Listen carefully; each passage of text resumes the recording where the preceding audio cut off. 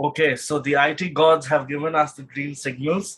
So without wasting any time, let me offer endearments to all those present over here. My name is Ankit Malhotra, and I am the president and co-founder of the Jindal Society of International Law. Amongst us today, we have a very distinguished scholar and professor of international law from NYU. Before I introduce our speaker, I would like to speak a few words about the Center for UN Studies. The Center for UN Studies aims to develop a learning platform on opportunities and limits of the United Nations by enhancing research and building a knowledge on how the United Nations systems work, both in terms of institutional development, in terms of promotion and implementation of various multilateral policies. The center is spearheaded by Professor Dr. Weston Popowski, who has, in his discussions with me, often shared a tale which I would also like to share over here. He's often told me that in 1953, the first UN Secretary General, Trygve Lie, welcomed his successor, Dag Hammarskjöld, arriving in New York saying, "Welcome, Dag, to the most impossible job on this earth." The UN, which is often criticized as a scapegoat, has failed to live up to its initial expectations of its founders. But let's also be reminded of what Hammarskjöld famously said as perhaps a response. He said, and I quote, "The UN was not created to take us to heaven, but save us from hell," end quote.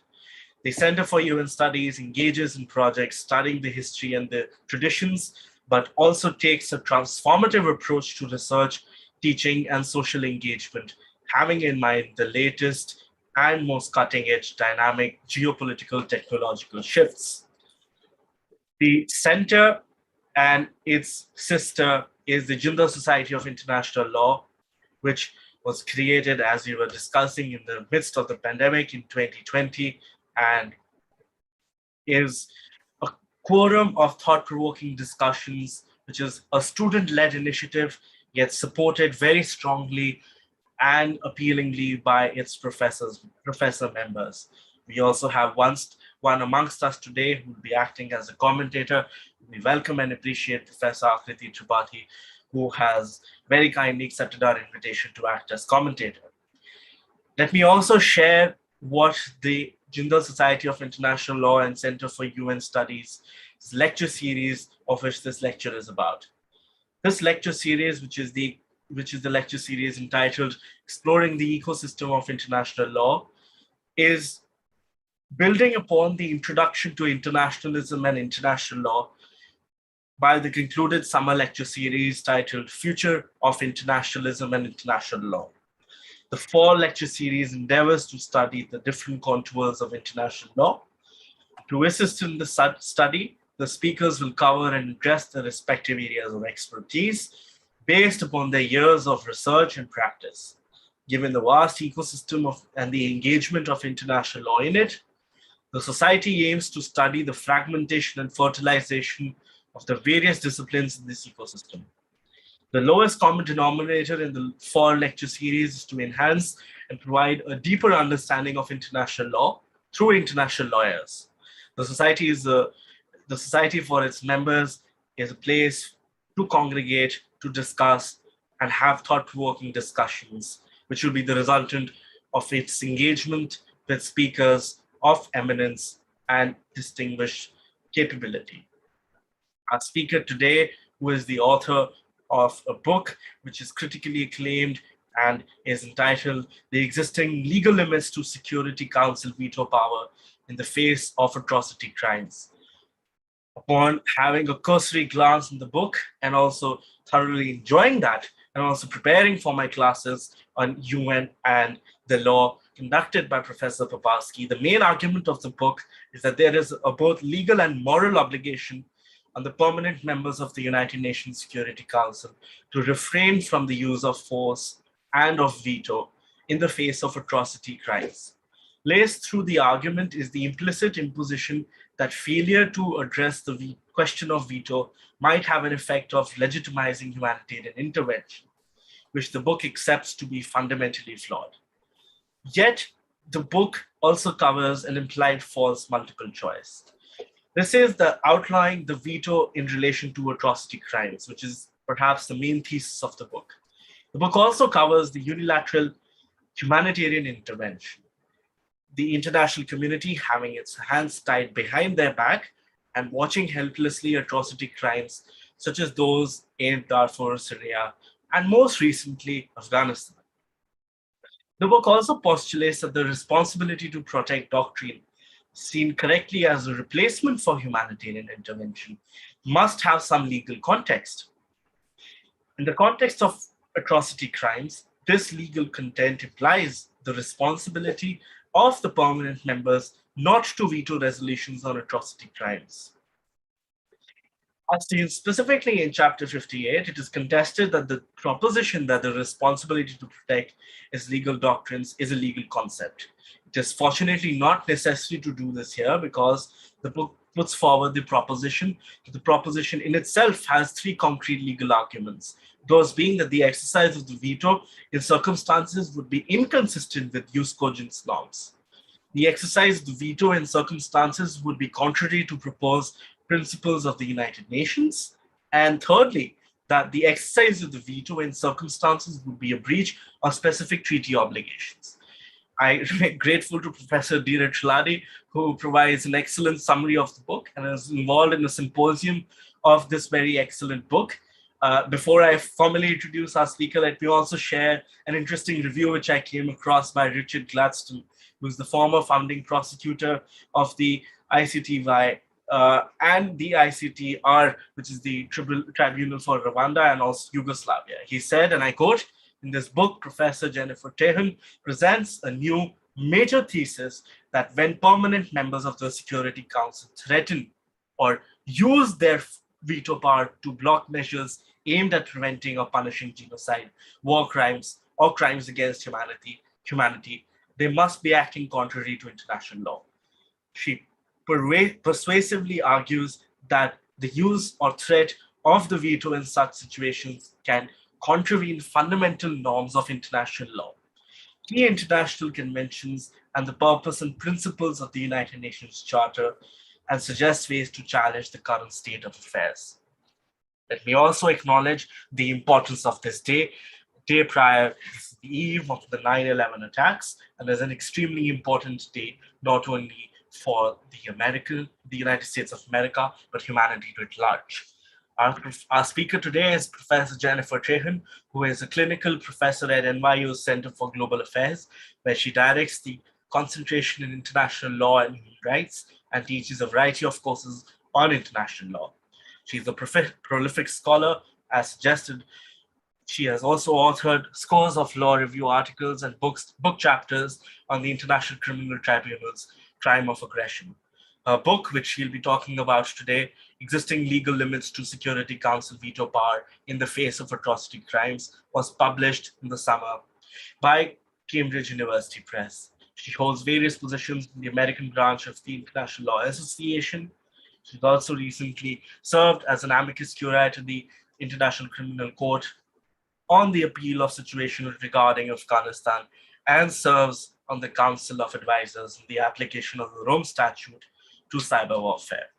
With those words, I now welcome Professor Trahan and request her to please kindly present her views. Professor, the floor is yours. Thank you so much. Thank you for that lovely introduction. And it is a great pleasure to speak at Jindal Global Law School and from what feels like the other end of the world. Warm greetings to all your students and colleagues joining.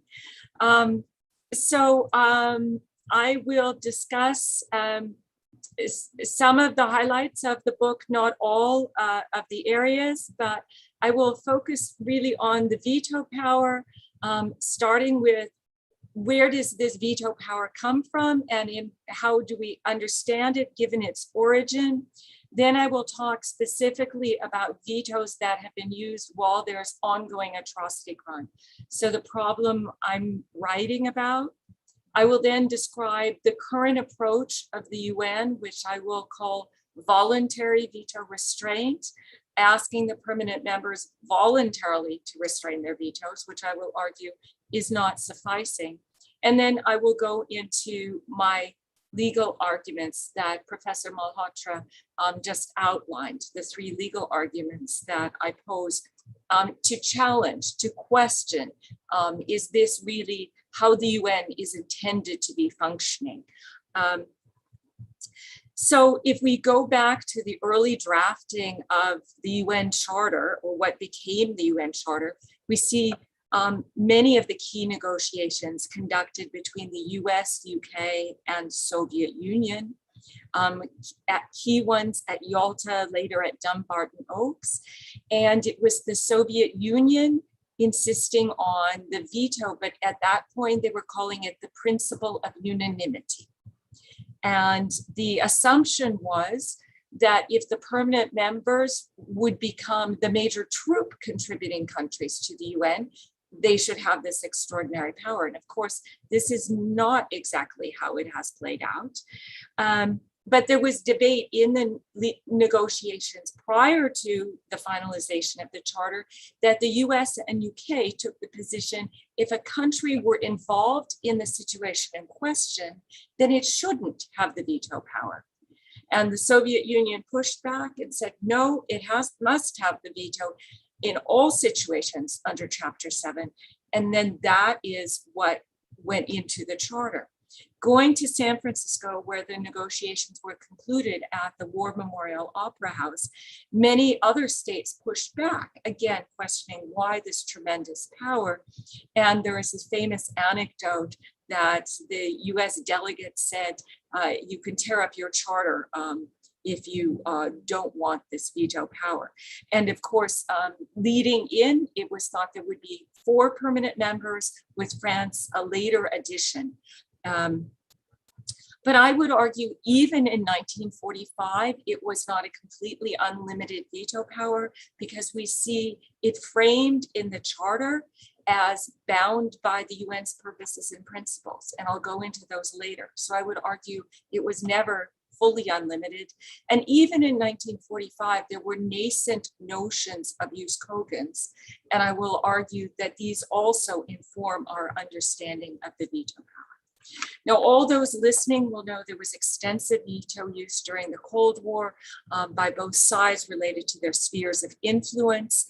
And we actually, interestingly, have pleas for veto restraint. We have the first one by the General Assembly in 1946. So we have a series of early resolutions from the General Assembly asking the permanent members to restrain their veto use, because there's genuine fear that the new UN will lapse into the dysfunctionality of the League of Nations. This culminates in the Uniting for Peace resolution, which is one way to bring debate from the Security Council to the General Assembly, which the US was then seeking to do to get authorization for the Korean War. So we do have that mechanism, but it's only been used infrequently. And of course, the General Assembly does not have all of the powers of the Security Council. So I will argue the General Assembly cannot always do what the Council could. It maybe can take some initiatives. We see it recently having created the IIIM for Syria, evidence collection, but that was not what the Security Council was proposing. So it all sometimes takes lesser measures. So I will argue the veto really is problematic. So coming out of the Cold War in the 1990s, we went through a period of optimism that the UN Security Council could function more. It's in this time period that we have the Yugoslav and Rwanda tribunals created. But of course, I would say that period of optimism was maybe short-lived. We're not back in the Cold War, but some of the dynamics are still there. So what are the vetoes that I'm discussing? I would point out those used related to South Africa. So we have vetoes by the US, UK, and France that Richard Goldstone will agree delayed the dismantlement of apartheid. In the context of the Rwanda genocide, the veto operates differently. It is more the veto threat. The US, UK, and France, again, they do not want the word genocide used during 1994 by the Security Council, feeling that would create the responsibility to do something. There is the obligation to prevent genocide in its Article 1. And of course, there was also an underlying unwillingness to commit troops. So it's a somewhat different dynamic. When we go to the situations of Darfur, Sri Lanka, and Myanmar, I would argue we see relative passivity out of the Security Council in all those situations. And here it's mainly the veto threat. So I have a chapter in my book, chapter 5.2, looking at veto threats related to Darfur. And I trace that all the while that we have accelerating crimes against humanity, war crimes, and genocide occurring, and a death toll of 450,000, what you have is the Chinese veto threat watering down the sanctions regime and watering down the mandate of the peacekeepers, delaying the deployment and insisting on a hybrid consensual deployment that arrives years too late, while the majority of the crimes have all been committed. In Myanmar, we have one actual veto, so that's in 2007. There would have been condemnation of the crimes, and this gets vetoed. And the problem with such a veto is not simply that resolution, but it conveys, I would argue, a virtual green light to perpetrators on the ground that they have a protector on the council who will veto measures against them. And then, of course, we go into the horrific atrocities in Myanmar, and really nothing out of the Security Council, because it's very clear there would be a veto by China if the council tried. So if the council can't even get out condemnation of crimes, it certainly cannot ratchet up to other measures. In the conflict in Syria, we've seen perhaps the most dispiriting set of vetoes, 16 vetoes. I should add also, before I forget, I do include US vetoes related to Syria. My book doesn't focus on those, but I do mean all vetoes in the face of genocide, war crimes, crimes against humanity. I do not exclude any permanent member. But in Syria, we have certainly seen the most dispiriting set of vetoes, with 16 vetoes, some double vetoes, Russia, and sometimes joined by China. And these can be grouped in ones that blocked condemnation of crimes, one that blocked referral to the International Criminal Court, a series of vetoes blocking measures that would try to alleviate some of the chemical weapons use, including imposing a certain joint investigative mechanism that would have attributed responsibility to the side using the chemical weapons that gets vetoed, and a series of vetoes that block humanitarian relief. And I think we have to ask ourselves, is this the charter as it was designed to function, to block chemical weapons attacks, to block humanitarian relief? Can this be permissible to block measures in the face of genocide? Can this be permissible under international law? And I will just note that on the chemical weapons veto, when they first start these weapons inspections, we actually have a decrease in fatalities, a decrease in chemical weapons attacks. And when we have 3 vetoes, it's a triple veto of this investigative mechanism, we have a rise in fatalities. So on this one, there's a pretty clear linkage between the veto cast and fatalities on the ground. So put together, the way the veto is being used, I would argue, costs lives. So what has the UN been doing about this? We first see notions of sovereignty as responsibility being articulated in 1996 by Francis Deng. And then we go into, of course, importantly, the responsibility to protect the Canadian Commission, International Commission on Intervention in State Sovereignty. And of course, RTP's agenda can be entirely blocked by the veto. And embedded in the ICISS report of 2001, they already then call for veto restraint. We see this echoed in the work of the S5 group of states, small 5, Costa Rica, Jordan, Singapore, Switzerland, and Liechtenstein calling for veto restraint, tabling a GA resolution in 2006. That one is later withdrawn and reproposed in 2012, but when it is declared they need a 2/3 GA vote and pressure has been put on certain countries in terms of their voting, they withdraw it because they do not believe it can obtain the 2/3 required vote. But it becomes the genesis for the two important veto restraint measures we have today, the ACT Code of Conduct, ACT being accountability, consistency, and transparency, and the French-Mexican Initiative. The French-Mexican Initiative is, of course, very significant because a permanent member is leading it. So we even have a permanent member saying that veto should be restrained in the face of genocide, war crimes, and crimes against humanity. And at the latest count, I believe it was 105 states had joined the French-Mexican Initiative.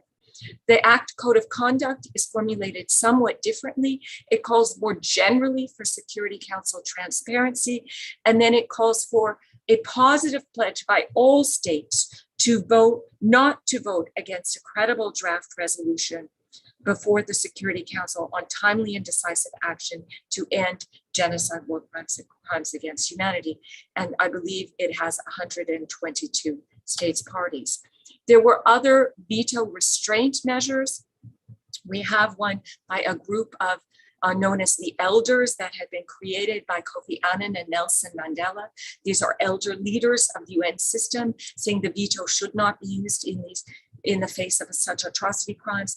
Hans Corell, who was Undersecretary General for the UN and the head of the UN legal office for many years, has his own proposal for veto restraint, although he now endorses my proposal as well. And the US even had a genocide prevention task force, bipartisanly chaired by US Secretary of State Madeleine Albright and US Senator, a Republican Senator, William Cohen, calling for veto restraint. Did not result in the US endorsing this as formal policy. But all put together, we've had many calls for veto restraint.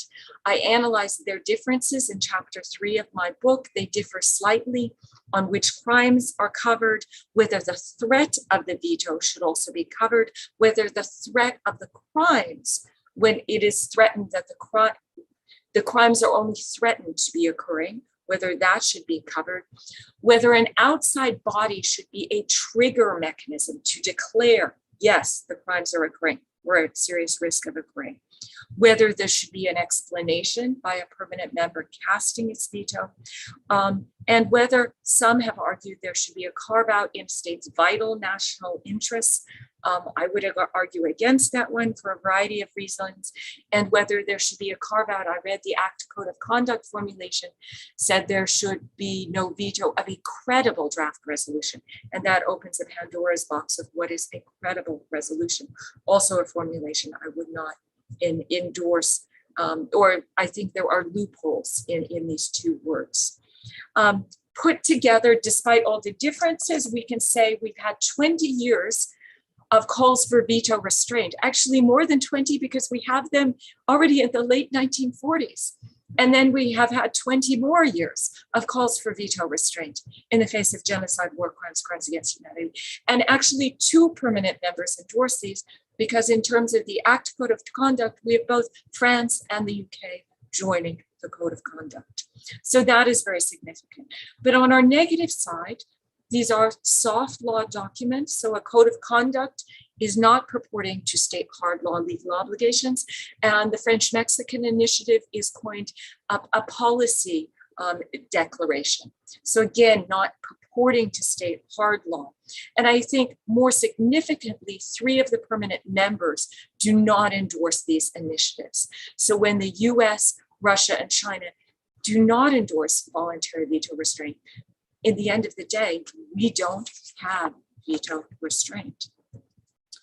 So I then go to my legal arguments and saying, well, let's look at this from the position of hard law legal obligations. And I don't actually say all aspects of R2P are hard law, but that there are hard law legal obligations underlying R2P. And I also look at these in terms of veto use. So as Professor Malhotra outlined, I basically look at the veto in three contexts. How does it measure up to use Kogan's? What about considering the requirements of the UN Charter itself?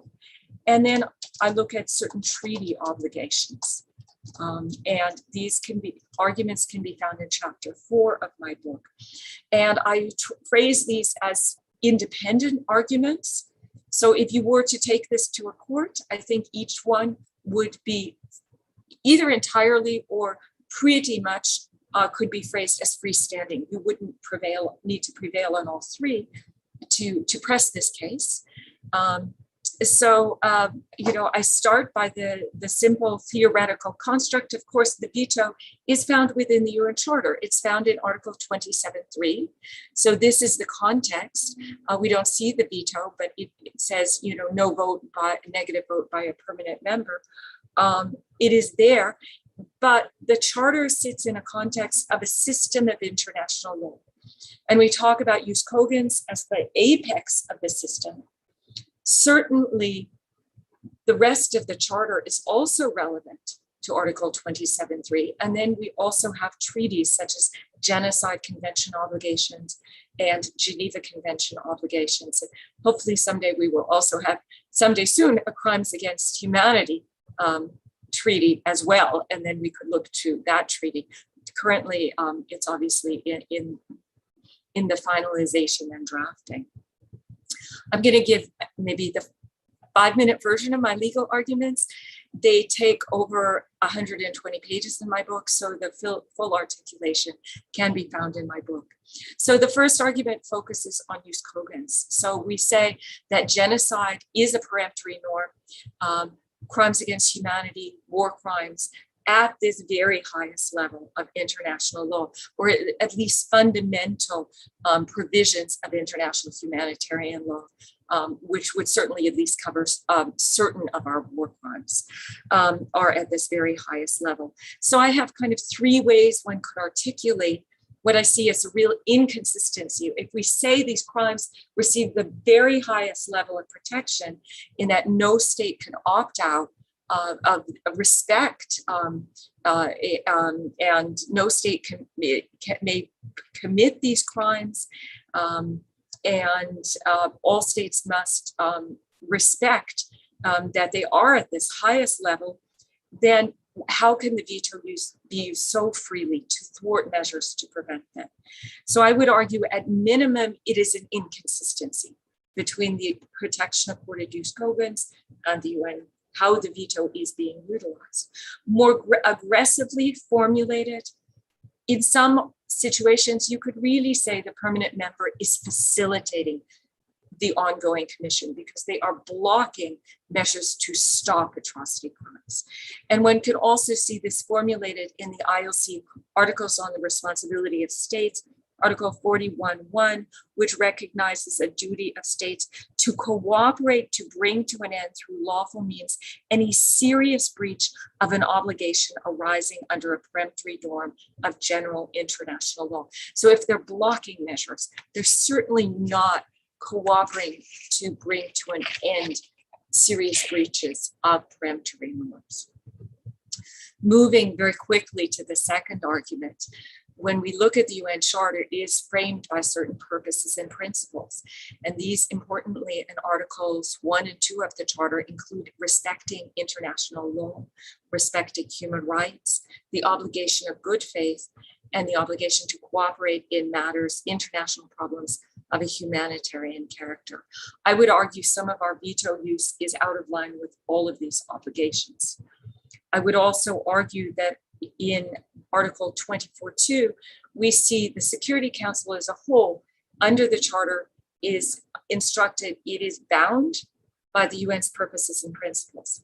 Now, if the Council as a whole is bound, individual permanent states must be bound because they cannot have a power that is greater than the power given to the Council. They are a part of the Council.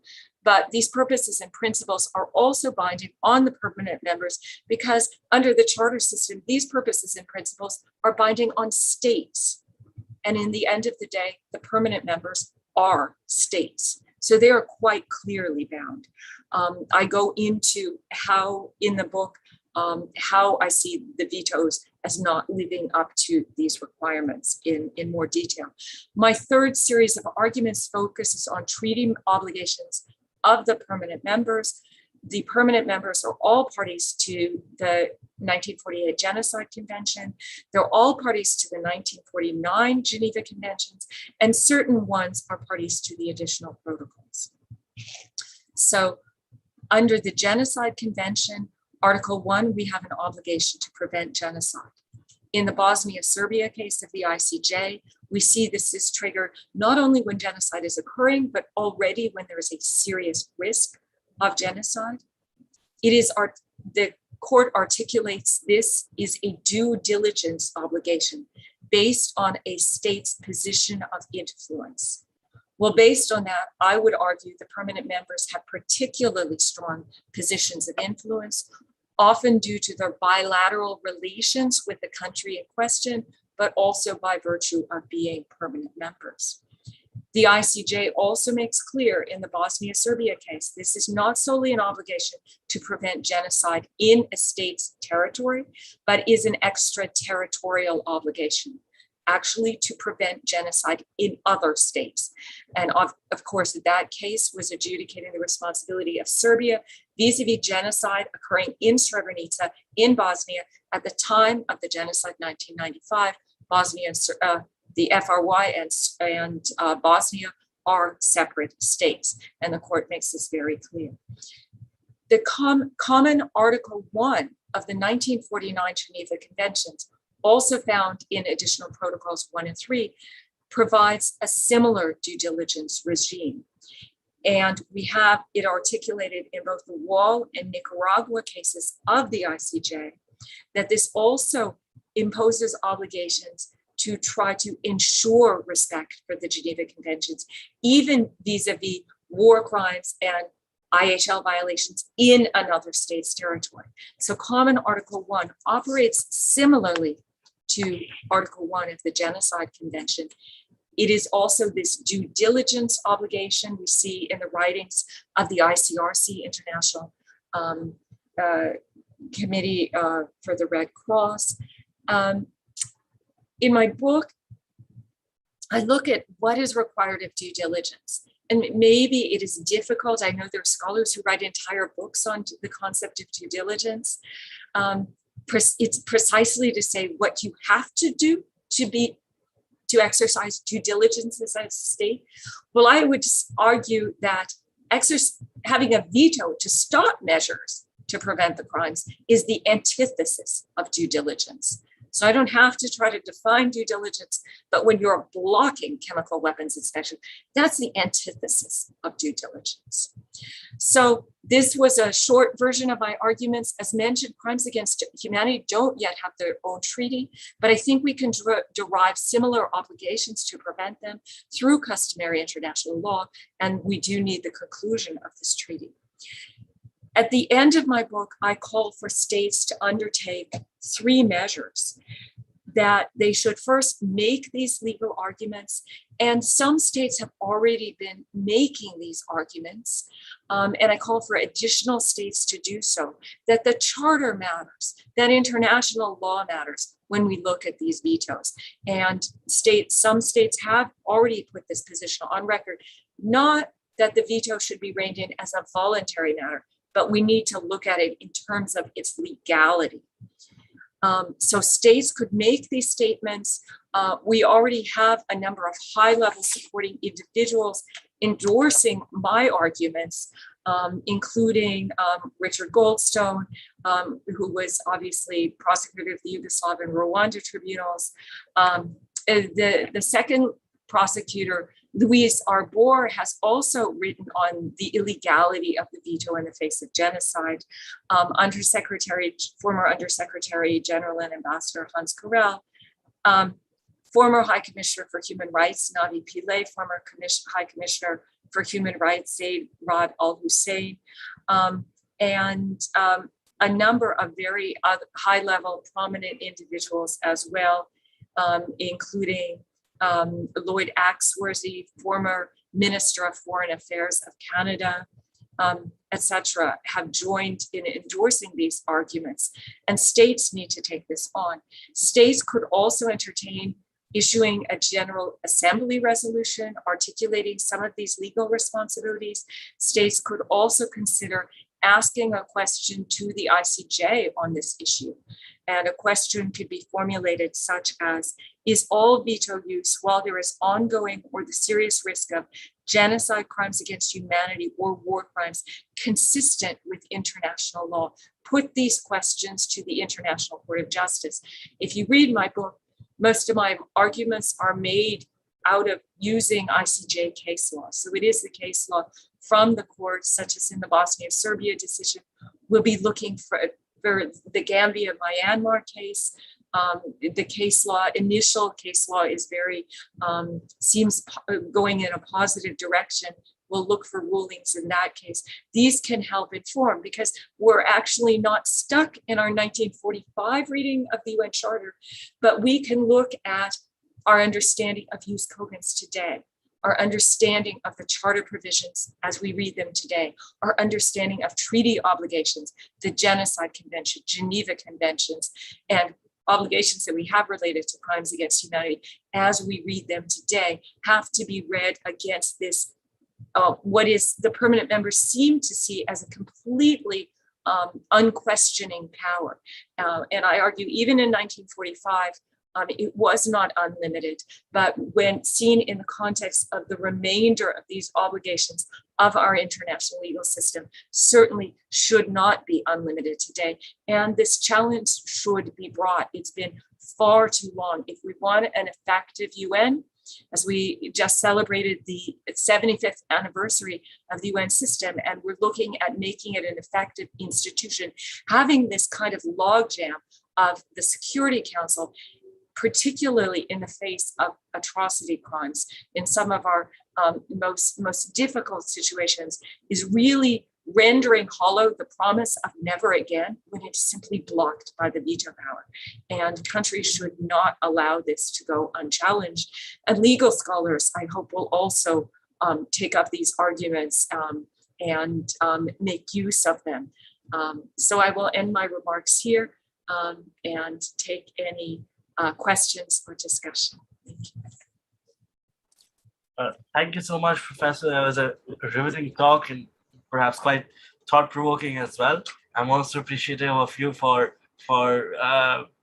announcing me as a professor. I'm still studying, but thank you so much nonetheless. I appreciate your very kind gesture. And I perhaps think that the real crime against humanity is to have you for such limited time and to not hear you and the entire book as a lengthier discussion.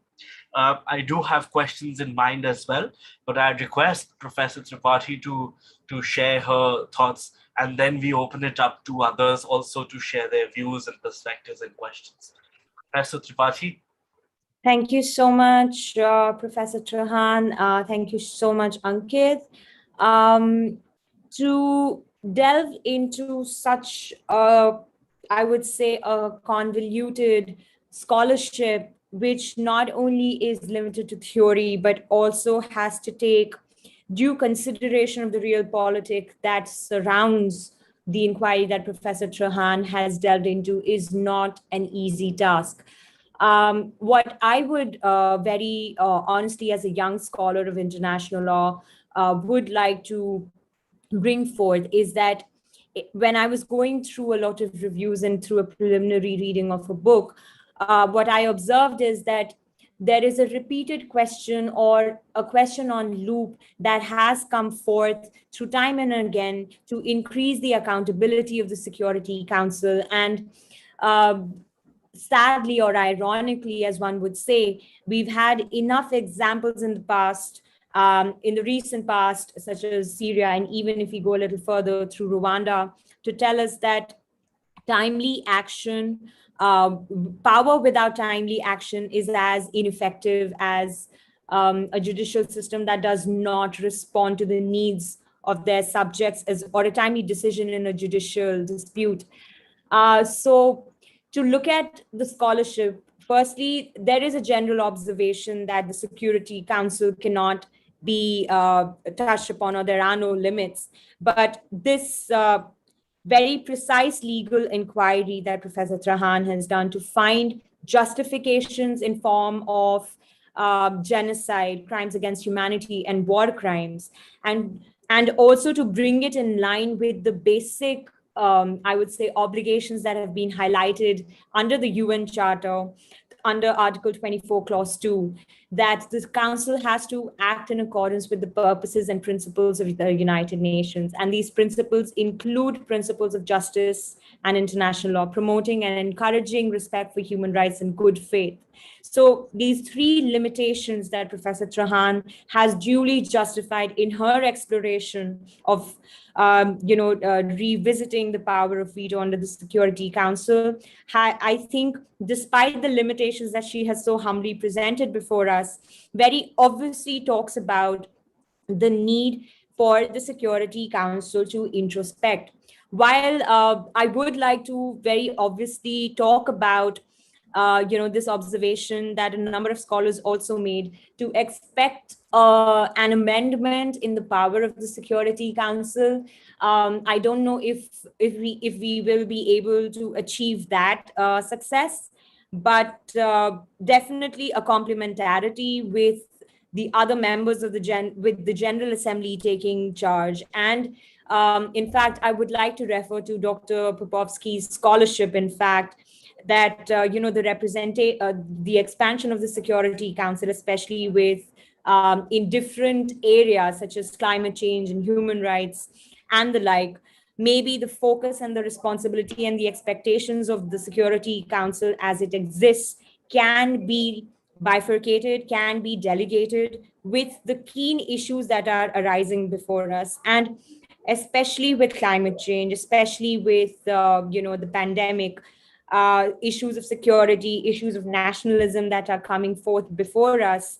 I don't think that the Permanent Five can take or further their I would say political interests as openly as possible, because France and UK have acceded to have signed, in fact, the ACT. So to see the other three members coming on board would be a gesture and a sign of hope. So I would, as a young scholar, would definitely thank Professor Trahan to give us a lot of insight into such a difficult question. So I really laud you, Professor, for taking such a tricky academic and such a tricky question and doing due justice to it. Thank you so much. Thank you, Ankit. Thank you for those kind words and remarks. That was terrific. Thank you, Professor. Well, I would like to test the waters slightly. I would like to perhaps further what Professor Popovsky writes. He's shared a model, and the model essentially is to, in some sense, do away with the status quo of the Security Council due to the veto powers. He propagates an idea which is essentially based on feasibility, importance, and urgence. He talks about the creation of 3 separate councils, and membership to these councils will be based upon capability and importance. These are essentially the Peace Building Council, the Climate Security Council, and the Health Security Council. So I'm quite intrigued by what these models suggest and the underpinnings, the historical underpinnings to them. I'll briefly share, and I'll request Professor to share her thoughts on those. So the Peace Building Council is, in terms of feasibility, it is the easiest to create by transforming and empowering the already existing Peace Building Council, and already proposed and explained, which is already proposed and explained in the an innovation agenda for UN 75 by the Albright-Gambari Commission report and the Road to 2020. The second, which is the Climate Security Council, which is arguably the most important as it addresses one of the most critical issues of the 21st century, and it would be effectively approaching the issue and its implications resulting from intensive weather-related disasters. The third is the Health Security Council. It is most urgently needed, especially considering how many lives have been lost to COVID-19 and due to the ignorance, lack of coordination, and deep gaps in global health governance. So these are three models and three proposals to a multiple security councils, given how the current model, at least in some sense, has failed. Professor, I seek your analysis on this. Well, I think it's a really intriguing proposal in that, as we all see from the depressing news that surrounds us almost every day, I mean, there's so many challenges facing the international community right now. And the notion that, one Security Council isn't fit to task is an intriguing one. I think, I have the idea of three separate councils focused on peace, climate, and health is a good one if the votes, if there is the political support. So that's the whole question. So if you go to Article 108 of the UN Charter, for an amendment of the UN Charter, you need 2/3 of the members, so 2/3 of 193 states to agree to it. And then you need all the permanent members. So it would have to be structured in a way that you get 2/3 of all states and all permanent members to agree to it. So it seems a very good idea, but that's a formidable hurdle. What I try to do is, given the current structure, and I don't, it was mentioned amendments to the charter, and I should just say for the students in the audience, amendments of the charter are, as mentioned, very hard. I just read the amendment rule. It's a very hard thing to do. So I kind of take it, the veto is there. The veto is not going anywhere because an amendment to the charter would require all permanent members to agree. So I don't think we're going to have any formal amendments to the charter. And that is why I challenge it from using other aspects of the system of international law to work, given the charter structure, the Security Council structure we have. I know Neutrality in his post critiqued me, you're propping up an illegitimate institution. And I'm kind of like, well, it is the institution we have. So if you don't throw out the entire UN system, which I don't really conceive of that being a good idea, and I don't quite conceive how that would peacefully work. Yes, I am trying to make the institution we have function better. Dividing up its work might be a way of making it function better. If this can possibly be done without a charter amendment, which might be an intriguing question. Do you have to do that through a charter amendment just because the vote's so hard to get? So we have to work in the realm of what is politically possible. So I'm challenging the veto from other aspects. So not doing a charter amendment. Well, to that question response, Professor perhaps would argue, and I think envisioned this remark as well when he was writing this. And in the paper he which I'll share in the chat for all others to read as well. What he says is that the establishment of the proposed councils is entirely possible within the General Assembly's authority to subsidiary organs under Article 22 of the UN Charter without amendment.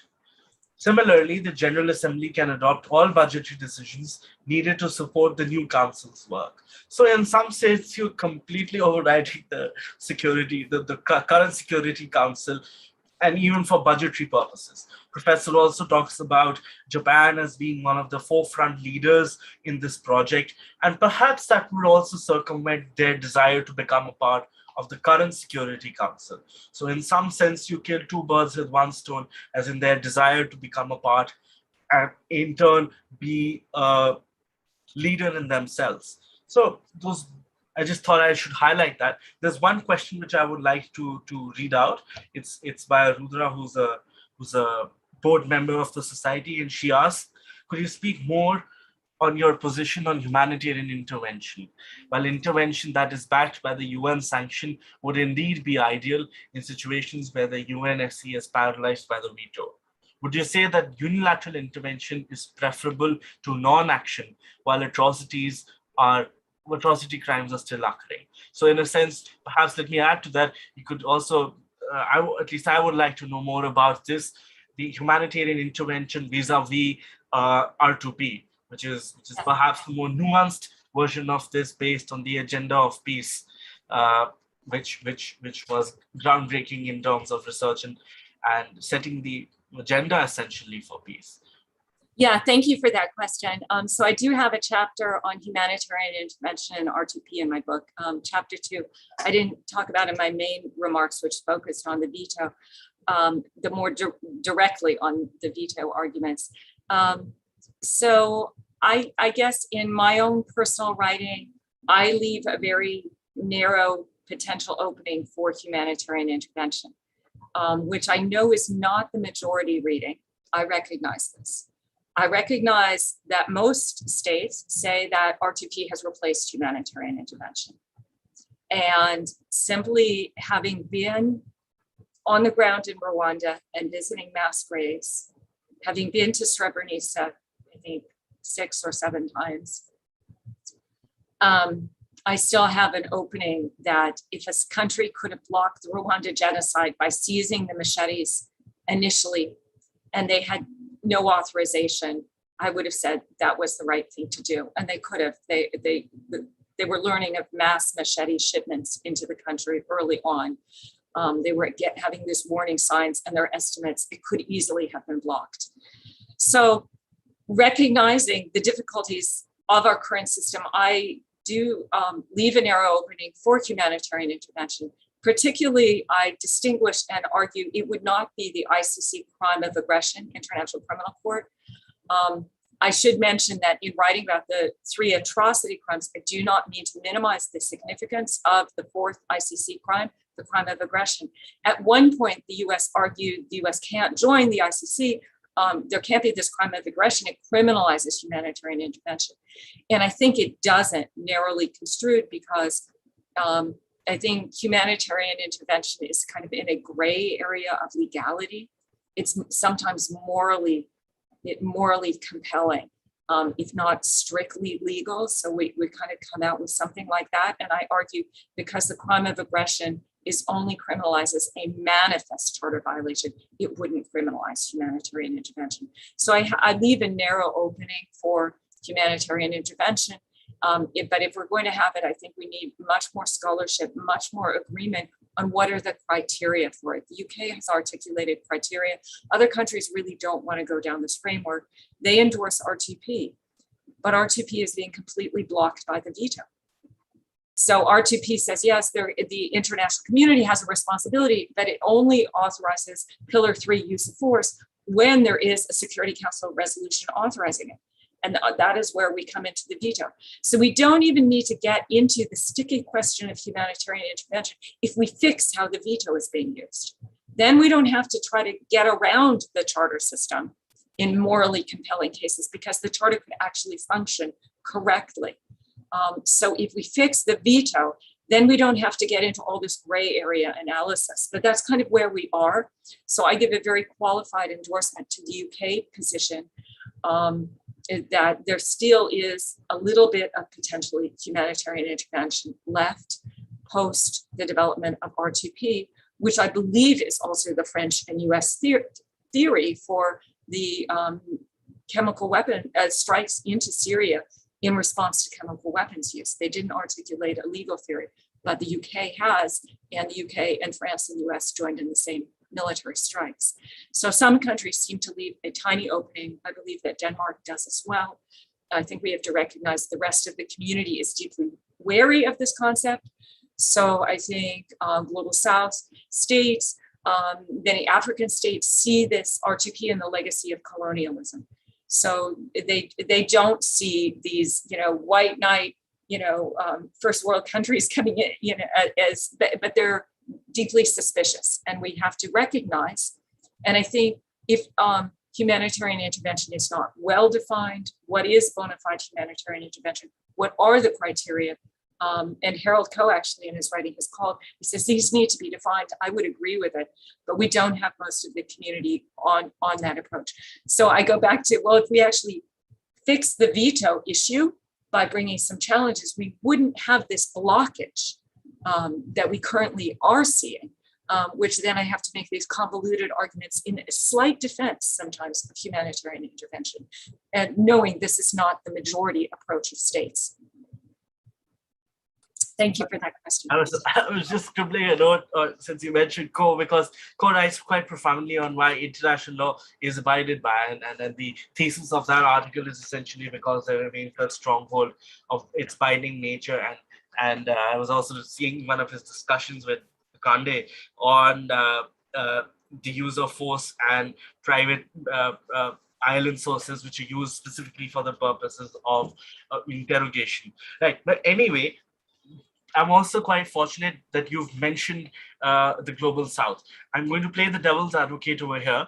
I don't agree with this view, but what essentially then plays out is this perception of a white man's burden, the perception of a neo-colonialist approach towards this. And I talk in reference of Diego Garcia and the adversary opinion in that respect. The Chagosians understand this perspective of the importance of the military base, but also seek self-determination. And I think this is the main problem when it comes to such issues. The Global South, even when Kosovo was attacked by Western scholars and Western perspective, was hailed as a success. But NAM, the non-aligned movement, considered it as a breach of state sovereignty. So these opposing views remain, and I think the lacuna there, the cleavage deepens even further because of the fact that there remains a lack of common understanding and issues.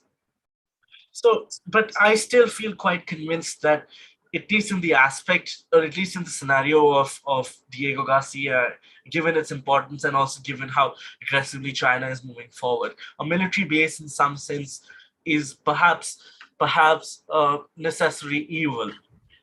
Where would you align yourself in this situation? I agree with you that there are gulfs between some of our legal analysis is viewed, and international law, particularly the formation of customary international law, has been somewhat dominated by certain countries. And all countries need to be part of this. And I agree, very different views of the Kosovo intervention. I would simply say, I don't think we can, answer that one. So maybe I'm slightly ducking your question, but I would say, I bet that Global South scholars wouldn't support the veto in the face of atrocity crimes. I bet we could find common ground when we're talking preventing genocide, war crimes, crimes against humanity. I bet there's no division between Global North and Global South. And I forgot importantly to say, Adama Dieng endorses my arguments as well. So I'm definitely working with some of the most prominent scholars from the African continent. When my arguments have been endorsed by Richard Goldstone, Navi Pillay, Adama Dieng, just to name a few. And I'm also working with a loose coalition of NGOs, and they include some coalitions from Africa, the Association des Victimes de la RCA, and Central African National Coalition for the ICC. So from Central Africa, as well as some of the global NGOs who support. So I think we would have alignment when it comes down to preventing atrocity crimes. On the use of, well, I guess Kosovo is arguably a situation of the prevention of atrocity crimes.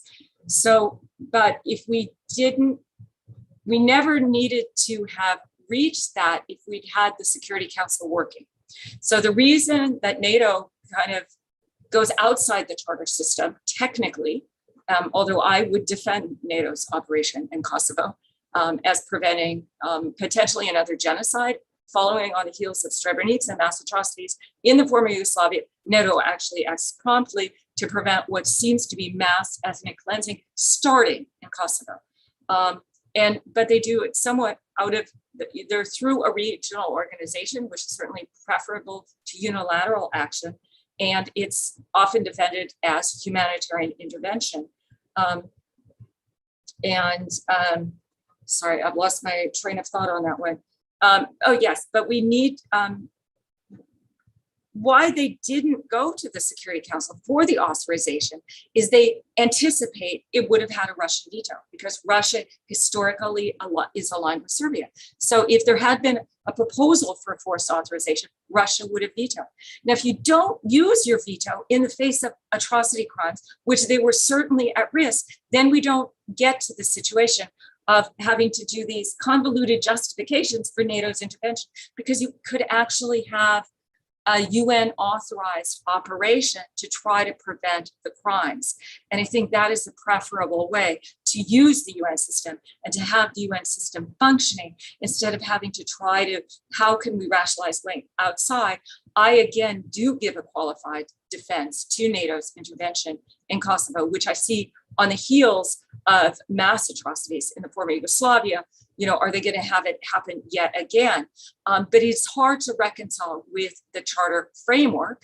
I do have certain arguments for doing so, and I explore these in the book. And even Richard Goldstone, I think, he led the Kosovo Commission as well. And they come out with some formulation such as something like it's morally compelling, if not strictly legal. We're all kind of come out with this nuanced response to Kosovo. But if the charter worked as designed, we don't get into these complicated legal arguments, because I think we could have more agreement within the council. But I also add over here Sir Christopher Greenwood, who provides a compelling perspective on humanitarian intervention in the Finnish International Law Journal in 2002. With those words, Professor, let me thank you for this very riveting and thought-provoking discussion. We're grateful and we're highly obliged to host you once again. And so shall we be more than glad to host you in December in our bigger panel discussion on the United Nations and its reform. I hand the floor back to you and request you to please share final thoughts, after which we will close. Yeah, great, thank you. And I just see one question. What about gender neutrality and biases? So again, and the veto, I maybe am not fully answering the question posted in the chat function, but I will say a lot of atrocity crimes are, crimes against women.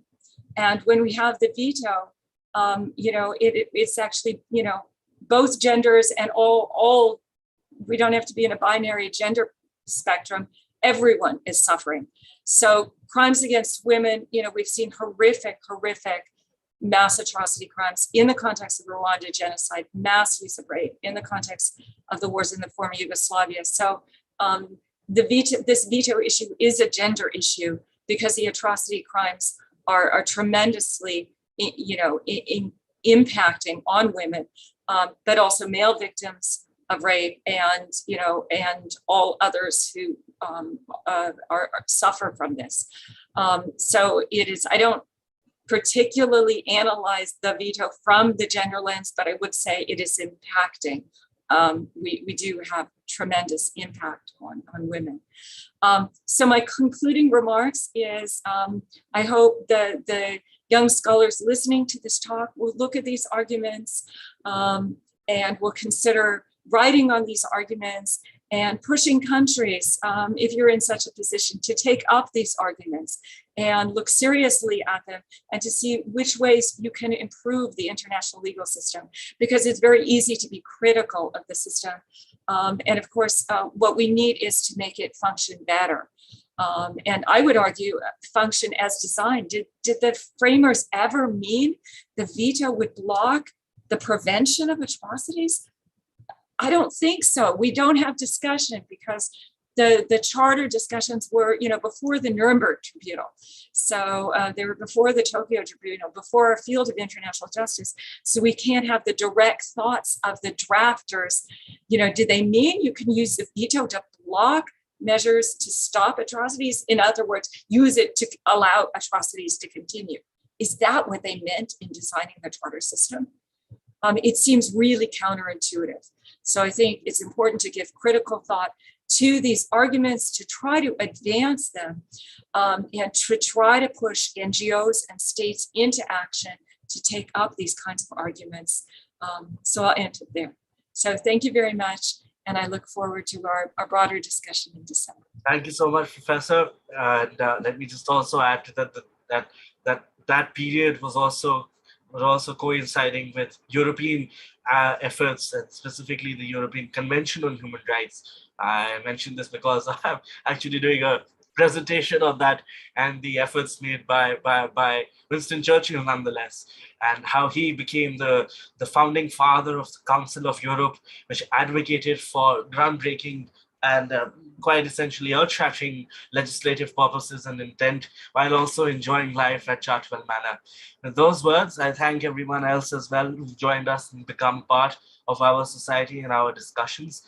We are thankful, and we are also highly obliged to welcome you in our discussions. We will return next week, and we'll next week travel to the deserts of Middle East and North Africa and discuss international organizations' efforts over there with Siraj Khan of the Max Planck Institute. Thank you, everyone, and wish you a very relaxing weekend. Thank you, Professor. Thank you. Goodbye, everyone.